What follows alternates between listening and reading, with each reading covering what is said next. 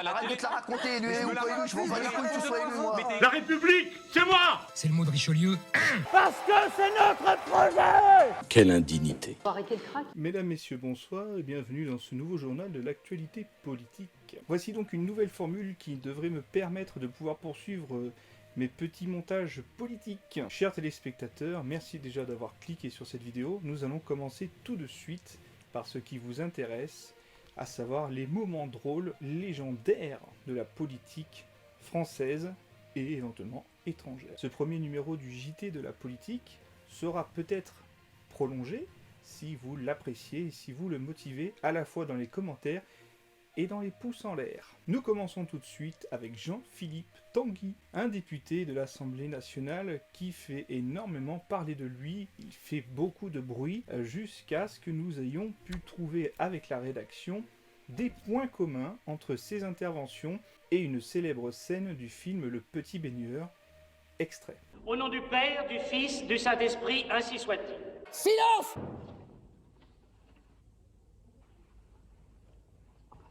Silence pour la France! Je suis le ministre de celui qui a dit frappez et l'on vous ouvrira. Silence! Alors!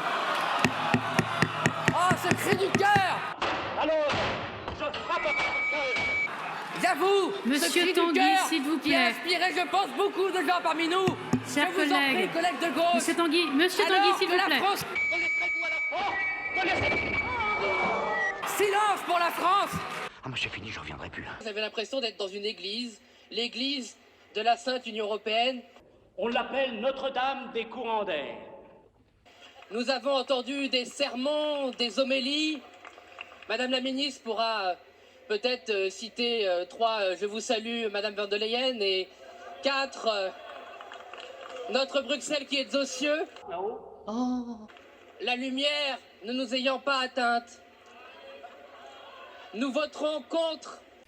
Deuxième grosse actualité de la semaine, on va dire que c'est même la première actualité qui a fait vraiment l'effet d'une bombe dans le monde télévisuel et politique. Je veux parler du clash de Louis Boyard contre Cyril Hanouna. Espèce d'abruti. Il y a une pêche, je les reçois tout le temps. Si t'es député, c'est grâce à nous aussi.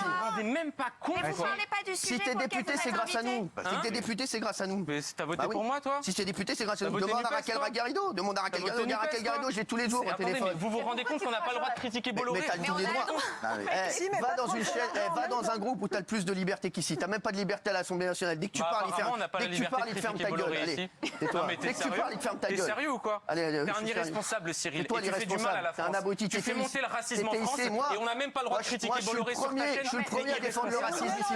Qui fait des choses. Tu fais pas T'as ton d'actualité. métier. Tu Toi, t'es protèges une ton merde. patron Toi, au t'es moment une où on merde. fait. Tu viens ici, tu fais le malin, t'es une merde. Tu fais du mal à On la en parlera France. tous les deux. C'est des mecs comme ça qui font du mal à la France. C'est pas parce que j'ai critiqué Pas Bolloré. du tout. Tu fais du mal à la France. T'es toi qui es ridicule. T'es ridicule Tout et t'es le monde te trouve irresponsable. ridicule. T'es ridicule Tu veux et que t'es je te dise, et t'es un irresponsable. mec qui fait monter le racisme. T'es un Ah ouais naze. Allez, Ah ouais, fini. bah c'est pas moi qui fais ma Allez, thune bah, sur vas-y, Zemmour. non, C'est pas moi je fais pas ma thune sur les mots. J'ai fait ma thune sur les mots, j'ai fait ma thune T'as sur la dansé NUPES sur aussi. l'affaire Lola. Espèce d'abruti. Dansé sur T'as pas l'affaire dû Lola. danser sur l'affaire Lola. Allez, barre-toi. Pour un rapide résumé, Louis Boyard était venu à la base pour parler des migrants, et le sujet a très vite tourné sur des accusations d'un tout autre genre, d'un autre sujet, ce qui a mis en pétard l'animateur Cyril Hanouna. Suite à ces propos que l'animateur a requalifiés de regrettables, Louis Boyard a décidé de porter plainte. Cyril Hanouna également portera plainte pour des allégations qu'il considère comme diffamatoires, donc cela se finira au tribunal. Jean-Luc Mélenchon, qui sortait de nulle part, qui n'avait rien demandé, monte au créneau un petit peu en parlant de ses insultes. Alors vous avez monsieur Hanouna, mais je vais pas lui jeter la pierre comme tout le monde. Mais écoutez-moi, il est juste à visage découvert. Il n'a pas les bonnes manières des autres. Il ne sait pas entortiller dans le poison et les dentelles les propos. Oui, est-ce que c'était au pluriel ou est-ce que c'était au singulier? C'est une question grave, c'est un problème de conjugaison, bien sûr, pas de racisme. Non, lui, je t'emmerde, je m'en bats les couilles, etc. Voilà. On parle comme ça à un député, imaginez-vous l'inverse.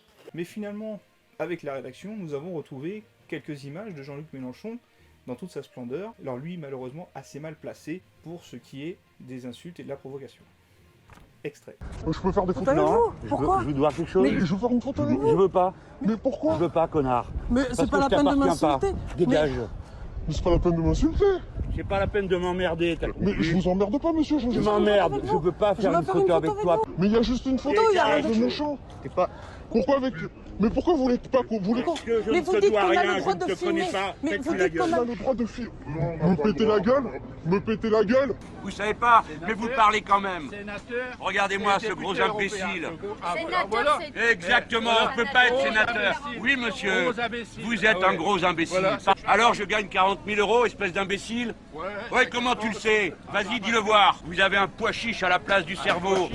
Et vous autres, l'extrême droite, voilà ce que vous êtes. Notre snipeuse politique préférée, Rachida Dati, a encore une fois été piquée lors du Conseil de Paris par la maire en personne, Anne Hidalgo. Décidément, c'est l'amour fou entre ces deux personnes. Il semblerait qu'il ne faut pas trop chauffer Madame Dati. Et ça, Anne Hidalgo ne l'a toujours pas compris. Regardez. Et sans plus attendre, et avec tout le suspense qui se doit, la parole à Madame Rachida Dati, qui, je le rappelle, n'a toujours pas gagné une élection, encore à la dernière élection. Et je lui donne la parole. Merci Madame Rachida Dati. À vous, la parole. Merci. Quand vous gagnerez une élection sur votre nom, surtout vous nous alertez. Parce que nous, les 1,7%, on n'y est pas abonnés. Hein. Voilà, ça c'est votre bilan. Voilà, même dans le 11e, ça fait 20 ans que vous perdez toutes les élections, c'est vraiment dommage pour vous. Votre nom, toujours battu sur votre nom. Ça vous collera à vie. Voilà, quand vous finirez votre mandat. Mes chers collègues... Je préfère ceux qui me collent à vie que ceux qui vous collent à vie. Ah, ça fait mal, hein? Ah, on s'en remet pas. Hein. Ça va vous faire mal. Ça va vous faire mal. Ça va vous faire très très mal. Je le sais. Et dans l'avenir, ça va vous faire encore plus mal. Nous, on est là. Vous étiez à Abidjan. Et moi, je suis là. En Arménie, vous êtes partout, sauf à Paris. Donc voilà. Là, on va vous ramener. Alors là, vous allez descendre sur terre. C'est difficile pour vous d'aller dans ces endroits-là, surtout en Arménie. Vous allez descendre sur terre. Donc, Madame Hidalgo, vous allez descendre sur terre parce que là, les réalités vont vous rattraper. Est-ce que vous vous souvenez quand vous étiez élève, ou si vous êtes encore éventuellement étudiant aujourd'hui, que les profs vous disent souvent de ranger vos téléphones pour qu'ils ne fassent pas de bruit ou que vous ne soyez pas distrait pour suivre le cours. Et bien là, c'est un rapporteur dans une séance qui apparemment n'en a pas grand-chose à faire de ses collègues. Regardez un petit peu ce manque de respect tout simplement. Oui, merci Monsieur le Président. Le devoir de réserve n'empêche en aucun cas le lanceur d'alerte d'effectuer un signalement. Amendement 196, Monsieur Vico. Défendu, Monsieur le Président. Monsieur le rapporteur. Écoutez, Monsieur le rapporteur. C'est flippant. Monsieur le rapporteur. Que fait d'après vous un ancien président de la République quand il n'est plus en fonction? Première option, il ouvre un cabinet de conseil ou d'avocat, des choses qui sont plutôt assez bien rémunérées. Deuxième option, il va jouer au golf toute la journée. Troisième option, il veut pas lâcher l'affaire et continue de tacler ses camarades.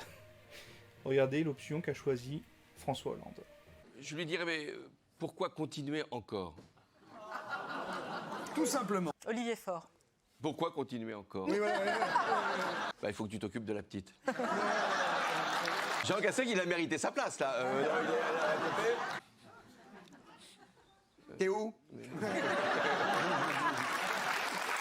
Quand on est président de la République, on a souvent des fans assez excités, voire même assez excentriques. Nous avons retrouvé aujourd'hui, lors des célébrations du 11 novembre, par Emmanuel Macron, je pense, la fan absolue d'Emmanuel Macron.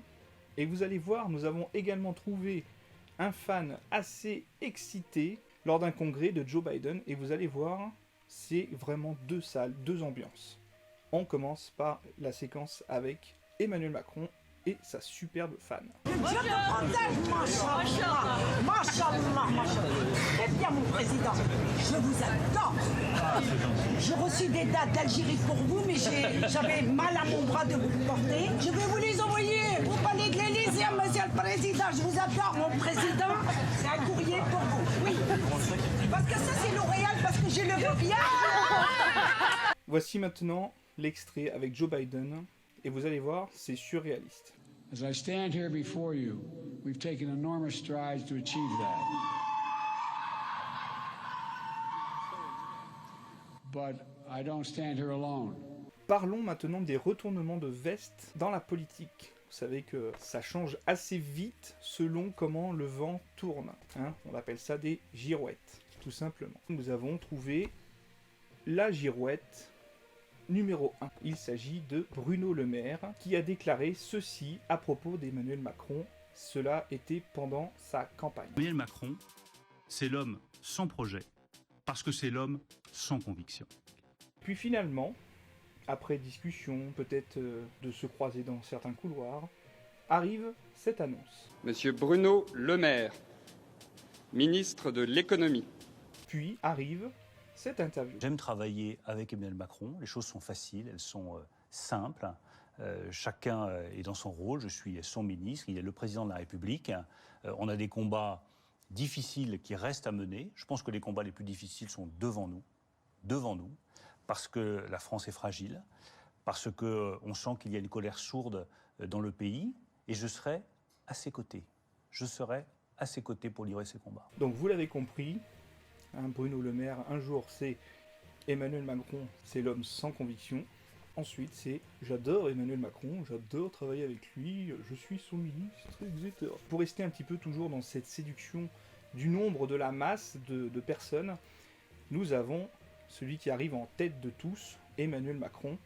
Lui, pour ne pas froisser ni la gauche ni la droite, va tout simplement dire à tous les médias qu'il n'est ni de gauche ni de droite en fonction de qui il a en face de lui. C'est assez pratique, mais il y a un moment donné, on s'en mêle les pinceaux. Regardez. Moi, je suis socialiste. L'honnêteté m'oblige à vous dire que je ne suis pas socialiste. Pour ma part, je suis de gauche. Alors à l'époque, j'étais pas de gauche. Vous n'avez plus rien à voir avec le Parti socialiste. Mais je ne suis pas au Parti socialiste. Merci à tous d'avoir suivi ce journal de la politique. Si ça vous a plu, n'hésitez pas à vous abonner, à liker et à partager cette vidéo. Regardez aussi les autres compilations. Je referai sûrement, si bien sûr vous en redemandez un petit peu, un format identique, puisque je ne peux plus faire des montages sans apparaître, on va dire, physiquement, puisque ça a été la condition que YouTube, pour pouvoir valider ce genre de vidéo, il faut qu'il y ait un minimum d'intervention. Donc le simple montage de tout ça ne suffisait pas. C'est pour ça que je vous propose de faire des lancements des sujets, avec peut-être quelques petits commentaires, et au fil des vidéos, je pense qu'on s'améliorera. Donc n'hésitez pas à m'encourager pour ce type de vidéo. On se dit à la prochaine. Mesdames et messieurs, chers téléspectateurs, une très bonne fin de journée, de soirée. Tout de suite, la météo et votre programme. Au revoir.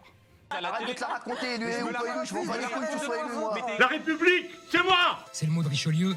Parce que c'est notre projet! Quelle indignité. Arrêtez le crack.